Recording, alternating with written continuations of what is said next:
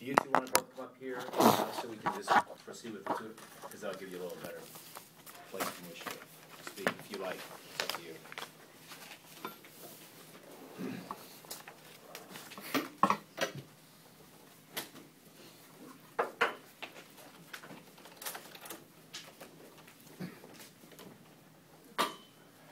All right.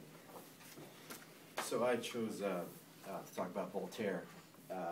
Just trying to switch gears for a second. Basically, all of you know who Voltaire is, I'm assuming. He was a pretty liberal French philosopher in the 18th century. He also was found very much in contempt, so to speak, with the French monarchy because he had very, very liberal views. The book that I chose is a collection of essays that he wrote when he was exiled in England.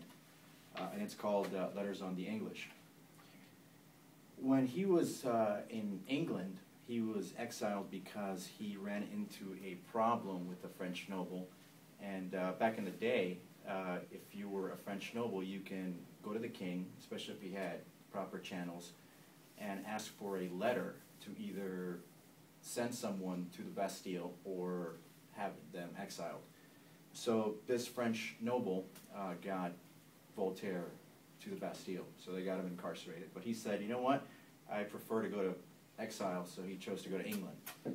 So while there, he was intrigued and very much admired British constitutional monarchy, as opposed to the French absolute monarchy that they had at that time. He also admired the British freedom of speech and religion.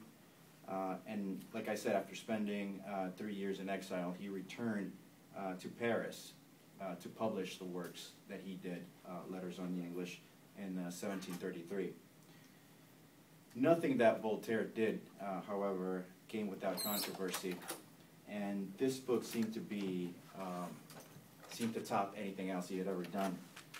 Because he regarded the British monarchy as more developed and more respectful of human rights, in particular tolerance of religion, coming 200 years after the Reformation, than the French monarchy. The French translation of the book caused great controversy in the country. The book is broken down into 24 essays, and it has 6 overall themes. The first theme being religion, the second theme being politics, the third being trade and commerce, the fourth being science, the fifth, famous Britons, and finally the sixth being art. On religion, he writes about the Quakers, the Anglicans, the Presbyterians, and the Socinians. Regarding the Quakers, he appreciated the simplicity of the rituals and the lack of baptism, communion, and lack of priests. He interviewed a bunch of Quakers, and when he talked to one of them, he asked them, so you have no priests? And the Quaker replied, no, friend, to our great happiness. He also said, if one religion only were allowed in England, the government would very possibly become arbitrary. If there were 2, the people would cut one another's throats. If there were 3, however, or more, they would all live happy and in peace. Voltaire also wrote about the virtue of splitting from Rome and the higher morals of the Anglican Church as opposed to the Catholic clergy, as he put it. He also, however, was rather disappointed in the Anglican Church because it not only separated from Rome, but it also decided to continue some of the Catholic rituals. He said the English clergy have retained a great number of Roman ceremonies, as he put it, and especially the art of receiving communion. They also have pious ambition to aim at superiority. He also characterizes the Presbyterians and their stance on forbidding any activity on Sundays as hypocritical, while the rest of the nation, quote, goes to church, the tavern, or to see their mistresses. Finally, he writes about the Socinians, who shared a similar viewpoint to Voltaire. He was a deist. He wrote that, with great regret, this small sect of people was not largely followed in England because the masses followed more closely Martin Luther and John Calvin. Letters 8 to 10 dealt with politics and trade. He compared the British Parliament with Rome and with France. Regarding the British, he deplored the English for waging past wars due to religion. He said, then I quote, "Besides, the two nations appear to me quite opposite in character, with regard both to good and evil. The Romans never knew the dreadful folly of religious wars, an abomination reserved for devout preachers of patience and humility. Marius and Sylla, Caesar, Pompey, Antony, and Augustus did not draw their swords and set the world ablaze merely to determine whether the flamen would wear his shirt or this robe or his shirt, or whether the sacred chickens would eat and drink or eat only in order to take the augury.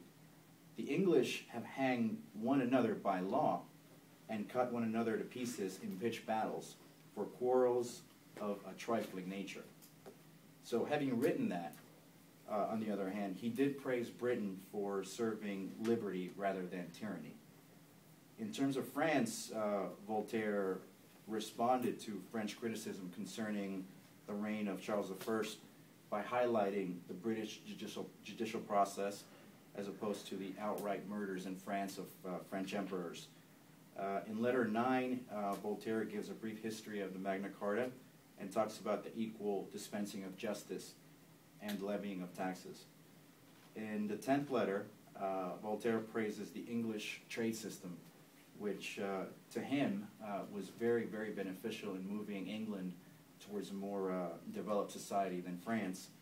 And according to Voltaire, trade greatly contributed to the liberty of the English people. This liberty in turn contributed to the expansion of commerce. It is trade as well that gave England its naval riches and power. In addition, Voltaire takes the opportunity to satirize the German and French nobles who ignore this type of enterprise. For Voltaire, nobles are less important than businessmen who contribute to the happiness of the world. And I quote. On science, he talked about the English practice of inoculation and the benefits of society as a whole, and compares the condemnation of the practice in continental Europe, even though in Paris, I believe in the 1720s, they had a smallpox outbreak which killed about 20,000 people, which some think if people would have been inoculated, that might have helped tremendously. On that, he said, "I am informed that the Chinese have practiced inoculation these 100 years, and a circumstance that argues very much in its favor, since they are thought to be the wisest and best governed people in the world." So that's what Voltaire thought at that time of the Chinese. And further essays into the book, he talks about Francis Bacon, John Locke, and Isaac Newton. The final essays cover art in Britain. He writes about Shakespeare and his tragedies, English comedic writers and their outstanding works, and the poetry of Alexander Pope and Jonathan Swift. All in all, his essays on the English offers a unique perspective and a snapshot of British society in the 18th century that captivated him for the rest of his life, much like when Alexis de Tocqueville came to the U.S. Back in the mid-19th century, to write about what made the U.S. so great back at that time. He loved English boldness, as he put it, because he could not say what he thought in his native France as opposed to England. In that sense, he said, that was what the French Enlightenment was all about, finding a way to open thought without being killed. In England, discourse was about science, economics, and philosophy, while in France it was about whether people had the ability to question authority. This is why Voltaire got in so much trouble there. It is impossible, he said, for a writer who thinks freely not to be persecuted in France. After arriving in England, he fell into deep depression due to the fact that he was in a new country and he couldn't speak the language.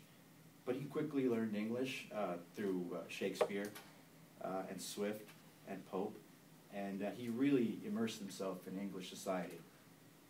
He argued that the reason that the English were far superior to the French at that time was due to their openness of government and also the fairness of their legal system. An openness which enabled them to think freely and delve into industry, which allowed them to progress much quicker than continental Europe, especially France. Voltaire never returned to the British Isles, but England remained ingrained in his thought process throughout his life as a counterweight to France. In the 1760s, when Voltaire wrote about the miscarriages of justice in France, he also contrasted them with the liberalism in England. He said, English laws are on the side of humanity, whereas ours are against humanity. So that was what the book was about, and when I think about Voltaire, I think about what he would think if he were living here in the U.S. now.